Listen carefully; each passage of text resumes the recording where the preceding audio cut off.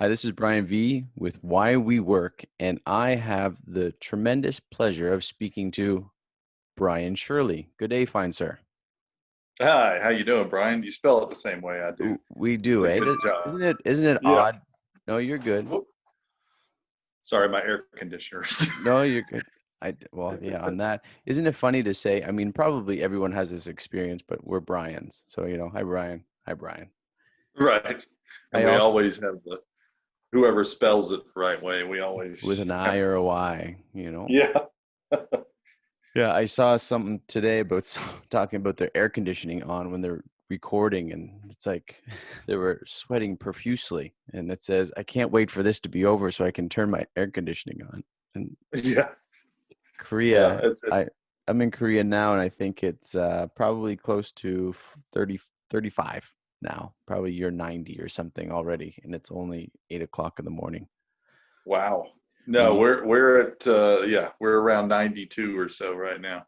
when you can hear So, the cicadas at 5 o'clock in the morning, you know it's going to be a hot day. hmm. Yep, that's right. I don't know, do you know Yep. what cicadas are? Those me, really loud sounding bugs, and they're huge. They're like small mice. They're Yeah, big. they're gonna start up pretty soon here. When it starts getting dark like this, all of a sudden, you know. But we can handle it. Fine, sir. Mhm. Will you give us a little background about you and how you started work? Maybe your first job and how old you were and maybe where you were? I was 15 and I was doing, for some reason, I've always been around the pizza industry. My first job was Marion's Pizza was the name of it. And I was a busboy. And I'm not sure what the laws are there. And Mm-hmm. to be honest, I'm not sure what they are here as far as that age range goes. But back then, I think you could work maybe 15 to 20 hours and you couldn't work past like 7 or 8 o'clock at night, something Mm-hmm. like that. Mm-hmm. And I was, like I said, a busboy, and it was a very slow restaurant. I remember that. I don't think I was there too long. And then when I was 16, I started again, busboy, dishwasher at a place called Howard's. And this is all in Georgia, by the way. That's where I grew up. And that was probably about, maybe I was there a year or so. I'm trying to remember. It's been obviously a long time. What was But your what was your motivation to get your first job at Marion's at 15? well, we were kind of poor a little bit. We weren't destitute or anything, but we never had too much money. And just not only that, but the fact that I guess it was ingrained in me from my grandparents and my mom. My dad had left at an early age, Mm-hmm. and I think what it was back then. You were taught, work. You were taught a good work ethic. I think one of the things my grandfather said that's kind of stuck with me, tried to, Mm-hmm. Yeah. is if you're going to do something, do it right the first time. That was one of the things I always remember him saying. And I think work is something to not just take up your time and not just to make money, but if after a while, if you have some sort of background with people that believe in hard work, you will come to the point where you're gonna be appreciative of a good hard day's work. At the end of the day, you can look back and go, I accomplished this, I accomplished that. And I think that's one of the things it's taken me a long time to learn, but Appreciate, yeah. I think that's something that's lost sometimes on people. When you get older and then you work with people that are in their 20s, because I'm still in the food industry when I'm not doing stand up or act. As we know, the pandemic has killed entertainment. So Mm-hmm. um, that is funny to look at these kids now, that are coming up, and think to myself, I wonder if somebody my age, if I was working with them when I was 20 or 18, and I wonder what they were thinking of me. Were they going, "Wow, he's lazy," or he doesn't have a good work ethic. Because even though you're taught these things, sometimes it takes a while for them to kind of get into your brain. So you almost want to hammer them in. But I think that's what can be lacking sometimes, the good work ethic, and especially in younger people. So when you're raised in an environment, and I'll admit it, I wasn't the best worker when I was younger. I think that's one thing that is learned. Either you learn it quick, or over the course of your life, like I have, you finally get it in your head that, hey, I got to tell you though, as bad as I am on myself, I do have a good reputation with a lot of people I've worked with. So I guess I'm my own worst critic. When you were 15, now you mentioned your dad was not there, nor was mine, and I interviewed a gentleman not long ago, and like to contrast the two of you, he sort of went the route, admittedly so, of taking full advantage of his mom's hard work and not being motivated to do his own work. And you're kind of hinting that, well, from your grandfather's perspective and your mom being single, do you recall like recognizing some hard work ethic with your mom and being a little motivated? Like for me in the middle, I saw my mom, I worked, but I didn't really fully appreciate the difficulty of being like a single mom raising a punk like me. And did you recognize any of that at that age? Like you said, Yeah, you were kind of getting it, but not fully engaged with it. no, and that's a good point. I didn't realize the struggle that my mom had to raise two kids by Mm. herself and work during the day and then work at night too. Sometimes she held two jobs, and I think now I'm really appreciating that a lot. Even though I'm single by myself, Mhm. I have to do like 4 or 5 different jobs just to keep things going because of what I do, Yeah. for what I've chosen to do. Um, but when I started working, and I got into construction when I was around right before I went in the Air Force. I'm also a military veteran. But before that, I was doing construction. That's when it hits home, because that was hard labor. And I actually was paying my mom a little bit to live there too, and sleep on the fold out bed, because my brother had his own bedroom at that point. Because you know how it is when you get to be 18. It's in my experience, it was, you're gonna contribute, or you're gonna go somewhere else. So I learned to contribute, and that's when you really start appreciating what work is, because you learn that you got to pay your way. And how do you do that? Well, you got to work. So those are the beginnings of learning um, those lessons about Yeah, responsibility. my mom always left a sofa for me, but she got rid of the bed. It's like it's not gonna be long term for you. Like as I get Right. older, right? Like okay, Yeah. you got to spread your wings here now. So was the construction right out of high school? Um, Pretty much. Yeah, because I think it was. I think it was pretty much after I got out of high school, and I was kind of banging around, um, getting into trouble a little bit. Yeah, I, yeah, I was a little bit of a party animal, I would yeah. say, Hmm. and lack of direction. My dad came back into my life. I'm living where my dad lives now, which is Hmm. very contentious in my family.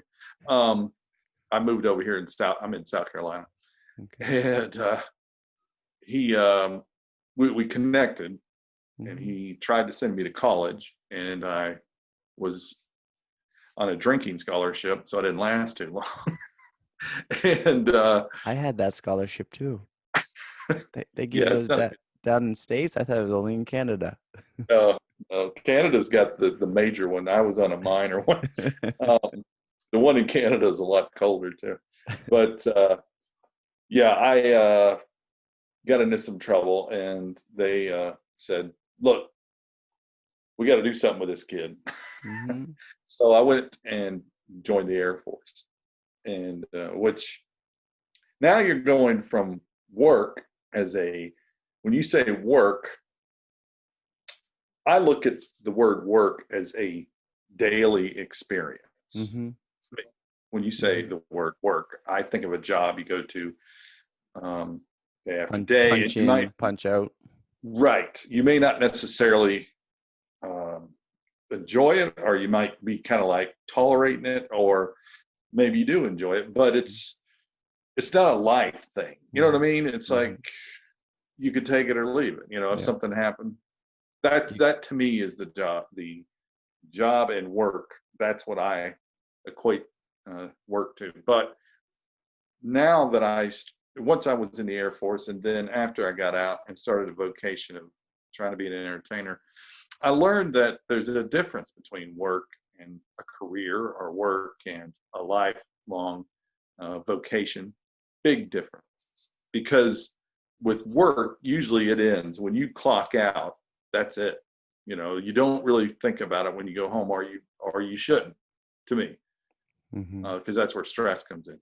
But a vocation or something, a career, is never ending. I'm 24 hours a day, whatever you want to call me right now. But I have to have survival jobs, and that's where work comes in. Did that And start with the Air Force? Is that how you start to realize that full being immersed? I think it did without me even realizing it, to be honest, because when you're in the service, it's 24 hours a day. You Mm-hmm. know, we had to do, you have your hours where you go to the shop, but then there were times where we had exercises, what they call exercises. And, you know, you could be there 24 hours in the shop. You could be there 12 to 16, so you're always on base. We lived on base. Now, there were people, when they got married, they get a house, or they lived in a Mm-hmm. house on base. But it's always a part of it. You got to keep your hair trimmed. It's a full 24 hours job, if you want to call it that. So when you were But in high school, sorry, when you were in high school, were you thinking, what were getting into trouble and not being a good student, I assume, is what you're yeah, alluding to. And me too, as the French say, moi aussi. But did you have in the back of your head something that you really wanted to do? Was there something that even to today where it's clicking, and you said even you had an interview as well, but was there something then that you found that brought you some solace or some peace? I was leaning towards, and not really seriously pursuing it, but I was wanting to be a writer in so many ways. Like I was, the whole thing about being a kid and getting in a band. I had a couple of friends. We played with that, so I wrote songs. But then I actually wrote for the school newspaper, come up with a character, and had a column for a little bit in the school newspaper, and started writing all these short stories, or sketches, whatever you want to call them, comedy sketches and stuff. And I'd already done that when I was a kid, like 13, 14 too. So that, even though it wasn't during periods of my life, it kind of went away, but Hmm. that's been a consistent thing, even if it's been cut up a little bit in my life, because I can still consider myself that now, because when I'm writing a short story, a short film, or a character I do now, CRP News, it's a parody on news, that's writing. That's where everything starts, even in acting, even when you get that script and you're doing a character, to a degree, you're kind of writing and creating, because sometimes you need to come up with a backstory for this person that you're being, and that involves a certain amount of writing there. So I think writing's been something very consistent in my life, and I write a column monthly for a publication called What's the Story. So that the seeds of that began when I was a kid, and then in high school. It, you know. How did you make the transition from the military? What was your thinking? Thank you for your service, by the way. Oh, And oh, thank you. And I said this to, I interviewed a soldier the other day, and if it wasn't for America, Canada would be in trouble. So it's not just to say it. No, we really do. Thank you. What was the transition from the military? What was your next thing opposed to what you're doing? Was there something else in between? Yeah. Military, and I actually, those were the seeds of stand up, because I would, like if they had a squadron function or something, because I was so goofy and always doing weird stuff and writing all this stupid stuff, they would have me involved somehow. I'd Hmm. MC it, or Yeah. I'd do both. I'd write the skits for it and then act in it, or then I got out and immediately went downhill again. Hmm. I Hmm. went and tried to be a manager. Here we go back to work, right? Yeah. Um, Not career. I went back to that job thing we were discussing a little bit ago, where I was trying to manage a booth at Six Flags over Georgia. Hmm. It's an amusement park, Yeah. and we would take pictures of people as they came over the hill of the roller coaster and sell them to Shocked. them. Yes. So I blew that. I went right back to partying when I got out. So I blew that. Well, Went and let's be honest, partying is fun. So it's not like you went to, you know, yeah, doing damage to yourself like intentionally. It was partying is fun. yeah, uh, and you learn a lot of hard lessons too. True. Then I went and went to this cologne, what I call a cologne cult. I know it sounds weird, but I don't know if you've ever had this happen. Like if you're walking through a parking lot and all of a sudden somebody comes up and they got a bunch of bottles of cologne, and they're like, "Hey, what kind of cologne do you like to wear? We've got this for, it's usually 19.95 or whatever," and Mhm. they spray Yeah. you down and you smell it, and but you can get it right now for $10 or whatever. Hmm. Well, the reason I call it a cult is because they would get you what they call juiced in the morning. You'd go for your meetings, you got your cologne, the main guy would be, and he said, here, your goal is to sell this many bottles, because if you keep selling this many bottles, you'll get your own deal, like he had. And that's when you make Hmm. money, is because then you got other people selling cologne, and you're getting a piece of that. It's all a kind of a pyramid cult Yeah. scheme thing Okay. going. Yeah. And I lost my car. I lost the apartment I was living in. I mean, I was living on people's couches, and this is, I haven't even put this out that much in the public eye, which I don't mind. It's just, Yeah. it's Didn't one of come up. those stories. Hmm. It's good. It's like one of these I'm going to put in a book, because it's so much to try to do on stage if I try to do it. Um, I'm giving you the condensed version, but that got out of hand really bad. This So was when I what's went the back reason to for the losses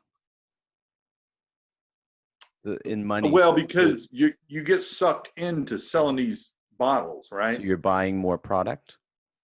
Well, yeah, you don't buy them. They give you a certain amount in the morning, and you come back, and either you pay for the ones they gave you and then keep whatever difference, Hmm. or you got to pay for the bottles. So what you try to do is you start trying to sell as many bottles, uh, and sometimes you would sell under, to where you were either making only $2 instead of $7 a Hmm. bottle. It's just so you could get your numbers up. Yeah. And so if you're selling, you know, 3 or 4 bottles a day, that's only $28. Even when you're doing good, even if you're at full price, but you're there in the morning, they're getting you juiced. So you were 100% sold. So that's how Yes, you were like you telling your whole family, you guys got to buy. and these people. Here's how a cult works. Yeah. One thing they'll tell you is, stay away from negative people. Who's negative people? Usually your friends and family going, what the hell are you doing? Because my uncle actually ran into me in a parking lot selling this stuff. It was an accident. And he goes, what are you doing? And oh, you're just negative. You don't understand. Yeah. I know Because about here people I like don't, you. right. I'd already been in the Air Force and then got out, and here I was on the streets, doing all this stuff. And Yeah, so I lost everything. The car that I bought in Texas when I was in the Air Force, they came all the way from Texas and reimbursed. I mean, what do you Repoed call it. it? Yeah. Repoed the car. I don't know how they found me because I wasn't living anywhere. But yeah, it's Did they at least buy so a bottle of cologne from you? uh They yeah. probably, probably didn't. Come But on, just buy this they let me get everything out of the car. car. So how long did you last with that before you said, okay? That was several months, and then I escaped. This girl that I had met while I was in the little cult.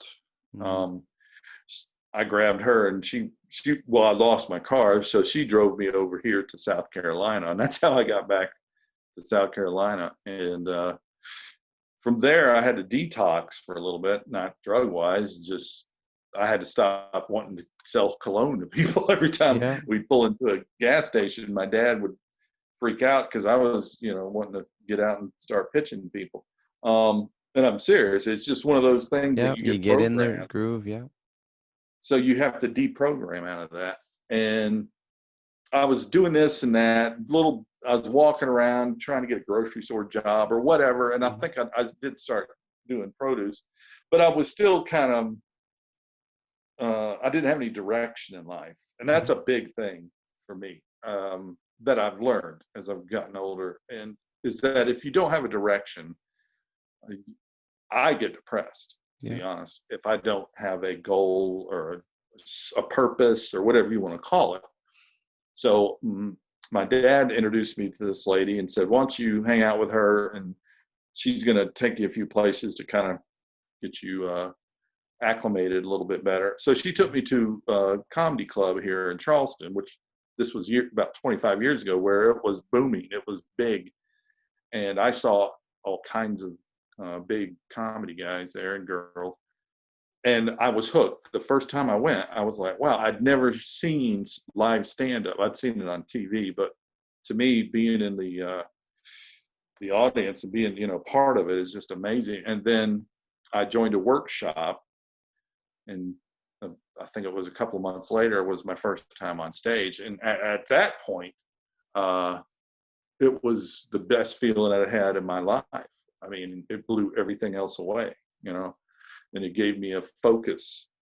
And so I joined the workshop, and I haven't looked back. It's been tough, some years. Last year was the best year, though, I've ever had in my life as far as, What does the workshop consist of? So what are they doing in that for you? Or are you with well, them? at this particular club, you did not get on stage until you'd been in that workshop for at least 30 days. Mm-hmm. You had to, excuse me, I got to get a drink of water. Yeah. Yeah. Yeah. You had to come up with your 5-minute stand-up routine. Write it. I'm talking write it out. Then you do that routine in front of the class, not on stage in front of an audience, in front of the other comedians and the guy that was the teacher. Then you could get on stage. But he had to see your set. Everybody critiqued you, told you, okay, this is good, cut this, whatever, and helped you edit it and everything. And then you finally got to do your 5 minutes in front of a live audience on probably an amateur night. I don't remember how that worked because it's been a while, but sometimes they would have, you got to get up on a pro night, but I think it was usually amateur night. And then you work your way to being an MC, and that's where you get paid. And plus you're on you're on a professional show. So that's when you're starting to move up the ladder. But I stayed in that workshop for 2 or 3, 4 years. I don't know. I even when I started kind of venturing out to other clubs and starting to get some work on the road as an MC, which you could back then, now it's tough. Then I really started learning. When you go on the road and you come back to the workshop, I did a tour of Canada, as a matter of fact, on the west side. Mm-hmm. Did Alberta and British Columbia. 3 weeks, 16 cities in 3 weeks in February. And I drove from Charleston to Canada. I was gonna say with what, Um, dog sled or something, but no, you drove yeah, it. How rowing hard across was the. it?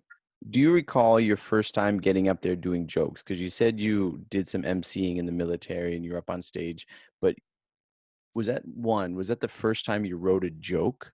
Or did you write some jokes in the military too that you used in that? Oh, I work. Yeah, no, I think I've been writing jokes for a while, but you don't realize it till you get in that workshop and you're like, wow, I've been doing this all my life. Mm, Um, I mean, when you're writing jokes, but I wrote just such weird, silly stuff. There was no way for me to do it on stage mhm. because it was just so out there. So I had to learn this. That's what this workshop taught me. It kind of normalized me a little bit, enough to where I could be palatable to the regular people because I just have that sense of humor that it's real bizarre. And so I guess writing has always been a part, but getting in the workshop and Help getting refine direction your is what craft, yes. that fine tuned what I'd already been doing, really is what it was. It took my talent and focused it and cut off the meat. I Do you mean, cut off recall the fat. do you recall how you felt? You said it was a great experience, but getting up there on stage and It's looking out into the crowd, and this is your big 5-minute opportunity to show. right. Do you recall that? It's yeah, it's frightening. It's you're nervous. You're almost up to the point, and I still get nervous.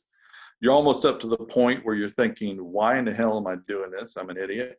And then you get up there and you get that first giggle, that first Mhm, smile, that first murmur of positiveness, and it's like a bolt of lightning. mm, You just two things. It's amazing and it's exhilarating. And the other thing was it fit like a glove. It was mhm, so natural. And of course, I had a long way to go and still do. mhm, But when it's that, in your head, when you go, this is what I should do, and not just because of the reaction, just because of, wow, I made people laugh, but because of the way the stage felt, mhm. the way that being in front of people and performing felt. Not just the laughs I was getting, but just and the acting now has taken that to another level for me because I had, you don't just pop on a movie set and start doing lines and you're gold. That process I started gradually too. Um, you and people don't know this unless they do it, but a lot of this stuff takes years. Even if you have the raw talent, it's got to be refined, and and you have to. Hell, I was in an improv group. We practiced improv.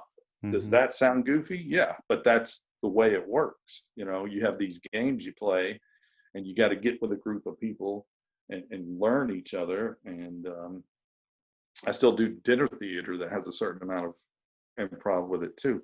So I don't think um, these things that I'm talking about, you feel them.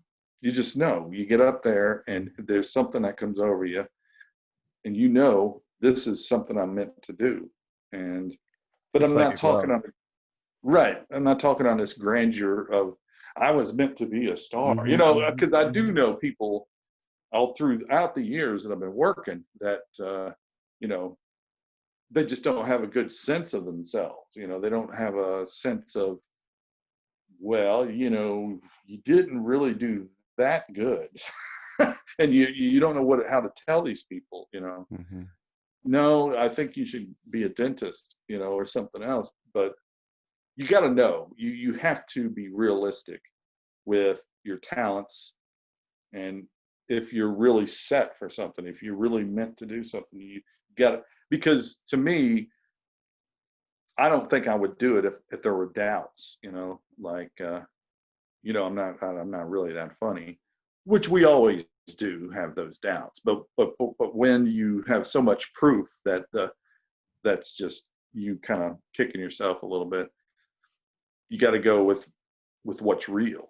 Did I really make these people laugh? And then you look at the comments or Mhm, you remember what people told you. after shows, and you go, yeah, I mean, I can't argue with that. You But mentioned how COVID is kind of taking a kicker on entertainment. What was your typical day like or your week like prior to COVID? prior to COVID, I was delivering pizza 2 days a week, Hmm. max, working about maybe 9, 10 hours a week. Um, that was when I was in town. Then I would have a variety of entertainment things that I would do to fill in the rest. Either I'd be doing a comedy show somewhere, I'd be doing a short film or web series or something. Now, sometimes you're not getting paid for the films. I did student films just to build up my resume, Hmm. and stuff like that. So that's why I always kept what they call survival job, um, just to keep some money coming in between gigs. Then I was a brand ambassador for a company out of New York where I would do wine tastings at grocery stores, and that was cool because it kept the money coming in, and I was still in the public, Yeah. dealing with public, with people, and I enjoyed that, and I drank wine, so it was like that was a cool thing right there. DJ, sometimes helping for special events or weddings, and then hosting trivia, which I did last night. That's starting to come back a little bit, Hmm. not much, but I got a gig. So when you're an entertainer, unless you're a big name or you've got good representation, you're scrambling for different things. Um, Today I was working on an audio book, and we'll see how that goes. That's kind of a new foray for me. But that's what this COVID's done. It's made people have to, stop, pause, and improvise. Kind of like a Marine. You had to figure out, okay, I can't make money doing this. I got to find something else, And the pizza delivery picked up, that once COVID hit. And, Brian, this stuff went like that. That's what Absolutely. really sucked about it. One week you've got all these gigs lined up, and then 2 days later, they're all gone. Everything started falling within 2 days. Oh, we're not doing any more wine tastings. No more dinner detective. This gig got canceled. That gig, we can't film anymore. I was filming a pilot. I was playing a chief of staff for a guy running the president. We had to stop doing that. He put out a 16-minute proof of concept because we couldn't film the rest of the pilot. And what are we going to do? Just leave it sit there? So this guy said, no, we'll just put it out. Ha- And Have you been but able to adjust in this situation to see, because you and I met through LinkedIn. So yeah, how is it that you're adjusting and morphing to keep yourself out there?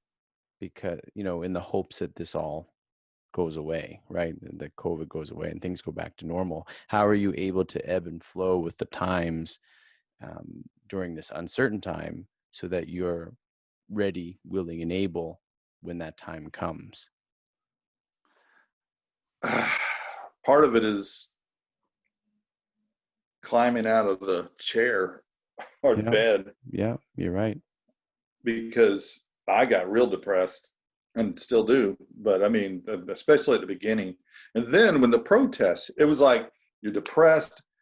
Okay, things are kind of coming back. Oh, wow, I picked up more pizza stuff than I could ever. Okay, well, the money's coming. So Mm-hmm. that's good.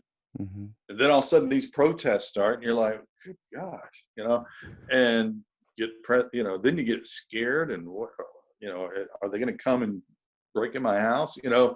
Um, then you get over that, and you're like, so you persistence, I Yeah. guess but it's tough.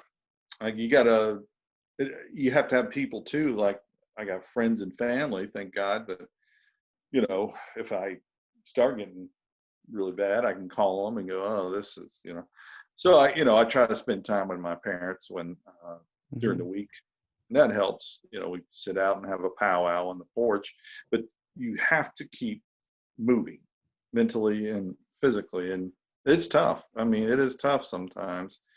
And if you don't have a good job, like in food or something, or you're a nurse or whatever, Hmm. I feel for you right now because, that's how are you guys over there? How are y'all doing there? Korea's does things rather well. I mean, we were impacted with it in January, so we were kind of ahead of it for North America, say, and Right. they tend to wear masks and stuff anyway, almost as fashion here, so it's no big deal. And they're kind of a society that um, I think I was talking to someone yesterday, conforms well to the suggestions of government. So I'm I'm not as easily conforming, but I do conform because I'm in their country. So it's to my best interest too. So I think because they conform so easily, things kind of tamper off. Um, and the medical here in Korea, I don't know why more countries don't follow the way medical runs and in the way things are done here.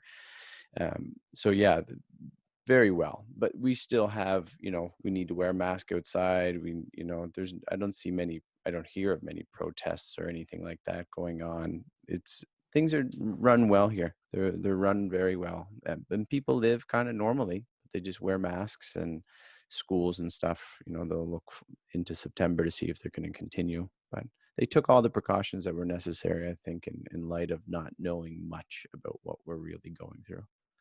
Hmm.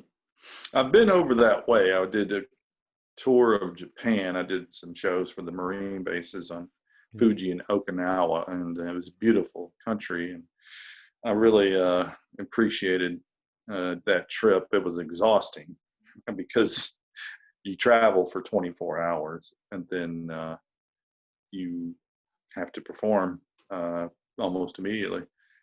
I think we got there at 6 in the morning, and I had a show that night. I don't remember. I As just a know. as a comedian, what is the hardest thing about your job? Like, what is from the writing process to getting off stage, or that night or the day after? What is most difficult about being a comedian? I think the most difficult part is uh, when you don't have the show that you thought you should have, or you have a bad show. I mean, sometimes you have a show that's not. Somebody else wouldn't say, "Oh, that's a bad show." They'd go, "Well, you did fine," but inside you're like, "Crap, man, I messed this joke up. This guy over here was looking at me the whole night, didn't crack a smile." You got 200 people laughing, but one guy that Mm. just sits there with his arms crossed will bug you until the next show or next week if you don't have a show. I saw So something the other day with Joe Rogan, and he's a comedian, and he was saying, the bombing, when you bomb, everyone bombs. I mean, you didn't say bomb, but have a bad show. But when you bomb, yeah, that gives you the encouragement, the drive to do better next time. So you kind of need the bombing to improve. yeah, oh yeah, I would agree with that. I mean, you have a bad show, you want to get back up. If I'm going to have a bad show, I'd rather have it where there's two shows in one night. The bad show is the first show, so I Yeah. have another show immediately to get back on the horse. Yeah, but I mean, to me, I guess second though, bombings would be first, but second would be the most difficult part is continuing to come up with material. I mean, there's people that are, they write all the time, and I try to write. But for me, doing different stuff helps with my stand-up. Like writing for this new segment I'm doing. I know it sounds weird. I'm not doing jokes for my stage, but continuing to write and keeping the writing process helps helps. You got to work those muscles. So I think that's the second most difficult thing is continuing to create a process, especially when I've been doing it 25 years. So you have to you don't want to do the same jokes, although you have jokes that you keep in the act, but you don't want to do the whole repertoire all the time. You want to add some new stuff in there, and hopefully you do. And I think a lot of life experience helps that too. And What this is is what is definitely something that you enjoy most out of it? You mentioned it at the beginning. It's not just the laughs. it's just the performance. I mean, um, even like last night when I was doing trivia, I joke around. You know, I don't do any of my. I might slip in a joke here or there, but even then, I was having fun, and it's just, to me, it's living. It's, I feel like 100% of life when I'm on stage. It's like, this is how it should be all the time. I wish, you know, it's the essence of my life. Any performer is like that.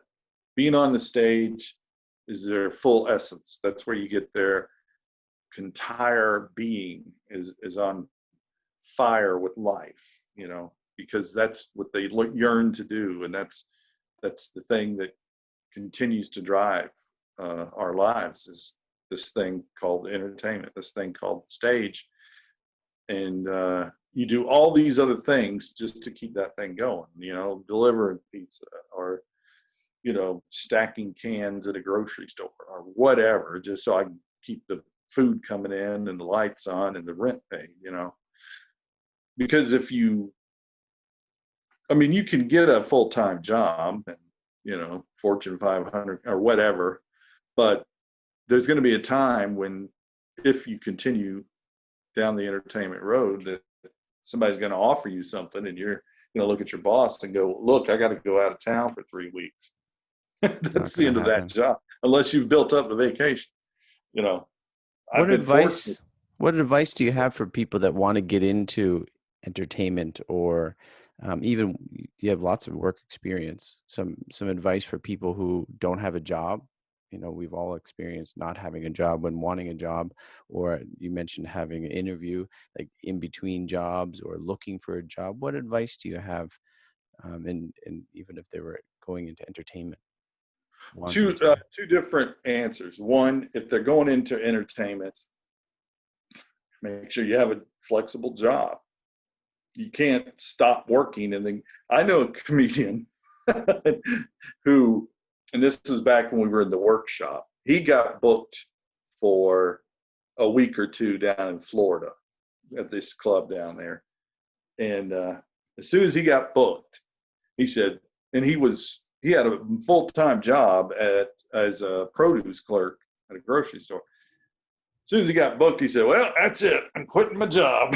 So for 2 weeks on the road, he quits his job, because I guess he thought it was just going to snowball after that. That is not the way it happens, especially if you ain't been doing it 4 or 5 years. So I would say, if you're going to get into entertainment, either you got to be independently wealthy, or you got to have a good work ethic, because you're Mhm, going to want a flexible job, and you're going to want the people, your boss and coworkers, to like you mhm. for those times whenever you go, oh crap, I got a gig tomorrow. Somebody covers your shift, or your boss says, don't worry about it. Because I can tell you that happened to me a lot.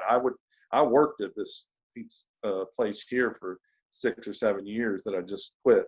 Long story. And my boss, who left, who now I followed over to the job he left it for. Yeah, if I said, look, man, I got something, you go, don't worry about it. We Yeah, that's got you. good. Don't worry. But that's me coming in on time. That's me Mhm. covering shifts that I wasn't scheduled for. That's me staying late, you know, if they're busy, you know. So good work ethic, especially if you want to do entertainment, because it's not glamour at any level. You Mhm. work hard when you do entertainment. So if you're not used to working hard in a regular job, don't even think about being an entertainer, you know, because I was on the set of OBX Outer Banks for 14 hours. Now that ain't work, but but it's somebody who's lazy, even though you're sitting there, because I was there with 100 other people. Mhm. And then after 8, 9, 10 hours, these people start, you know, bitching. It's like, don't come to a movie set and because you're there 12, 14 hours, complain. Because that's Mhm. the quickest way for them to go, I'm not using that person next time. Yep. So that's just a little word of warning if you want to be an entertainer. If you don't have a job, Mm. and you know, we're talking regular jobs, you go get one. I mean, the worst thing that people do is, and I've seen this a lot of times, is complain about not having a job, go looking for jobs, but the jobs that they're finding aren't what they want. Mm-hmm. So they either don't get a job or they kind of half-ass it and put in an application and show up with pants down to their knees, or Mm-hmm. you know what I mean? They don't, you know, it's like, why would they hire you? So Mm-hmm. either they're not trying or they just don't have any sense, you know. So if you don't have a job, go get a job, any job, and work it till you can find something better. You know, if you don't like that job, get something better. When I left this job I was at, now of course I've got other things I do. Mm-hmm. I immediately had 3 job opportunities, you know, and I'm doing 2 of them. I said I'm not going to get full time. I'm going to get a couple of part-time jobs because A, I'm going to see which one works out better, and B, you know, if I have to quit one or I get fired, you know, I've got the other one, and I wouldn't get fired because I did something stupid. I'd get fired because somebody offered me a role, and I said, I "Whoops, gotta I'm going to go go. do this movie." You know, Brian, so how you just, can go ahead, go ahead. oh no, just you got to think. You know, got to think ahead. Always think ahead. 3 steps ahead if you can. Yeah, that's why I like LinkedIn, because you can build your brand there and you can show and keep looking. Um, and just kind of, even if you have a job that you're satisfied with, just have that off to the side and make the connections that may be necessary for you down the road. Mm-hmm. How can people reach you, Brian, if they, whether in acting or, follow you, see where you are? Well, I'm all over social media. Brian T. Shirley. No matter what you do, if you go to Google and say Brian T. Shirley, everything will pop up, at least the first 2 or 3 pages. Mhm. Or you can go to briantshirley.com, as we discussed, Brian T, and then just like the girl, Shirley, Shirley. And Facebook, Twitter, as you know, LinkedIn, um, flirting with TikTok a little bit here and there, and then Instagram. So I'm on those, but then the website and or my email, briantshirley@aol.com. My dad has taught me the work ethic too. He's an entrepreneur of sorts because he's been in insurance for health insurance for 40 something years, which when you're an agent, you're doing, it's like you own your own business, you know. Mhm, And mhm. then he was a city councilman for 20 years. The couple of years ago with our health insurance here, you know, things got kind of weird with the Obamacare, or, you know, the CARE Act. So he invested in a vacation company, Dream Vacations. So he's a travel agent Okay. too. And he's 72 years old, you know. So it just goes to tell you, you know, people get older, but you still have to keep your options open. And here's what's funny about it, Brian. It's travel, you know, and so the name of his company is ShirleyAGoodTime.com. So if if you want to look it up, it's Shirley, Shirley. Mhm. But I tell people, That's don't good. Google it because you don't know what's going to pop up if you Google it. And what you're saying too is, if you're lacking motivation, encouragement, is look around, right? Take an index of the people in your lives, and you don't have to look much further than your dad to show Right. people that are working hard and have a good work ethic. And when we're younger, we kind of don't want to look to that. We kind of look to our own things, but surely we can, no pun intended, uh, find people that are within our reach to to give us that little bit of kicker to keep working. Hmm. And Brian, in work is life. in closing, why do you work? I think because it gives me satisfaction. When you boil it all down, it gives me satisfaction. Let's think about this, because we call it work, But what really is it? Well, it's a way for us to pay for our food, Mhm. pay for the place that we live, get clothes, get a car, et cetera, et cetera. If you go just with the basic needs. Yeah. And then from there, it kind of goes to wants. So with this thing we call work, what was that 10,000 years ago? 20, yeah. What was it? It was our ancestors gathering berries, you know, killing a rabbit, building a, you know, wigwam or whatever, or cave, you know. So think about it like that. Think about it like that. That gives you a little bit of a different perspective. What we call work was survival Mhm. way back when. Yeah. So It's we get the added benefit of what we do is just not for survival. If we do it in a certain way, we can get satisfaction out of it too, which I'm sure they did.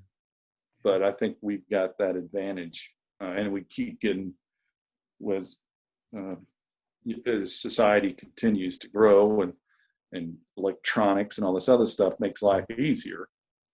You know, we get to say not only are we surviving, but we're thriving. You know, that to me is the essence of work, it's really satisfaction. good. It's really good. And in that essence, it's like building community is, with the added advantages or benefits to the Mm-hmm. fruits of our labor. Brian, I appreciate you, and I hope people will find you, BrianTShirley.com. And thank you for coming on. Thanks for having me. You've been a scholar and a gentleman. Thank you, sir. Thanks. Thank you. Have a good one. You too.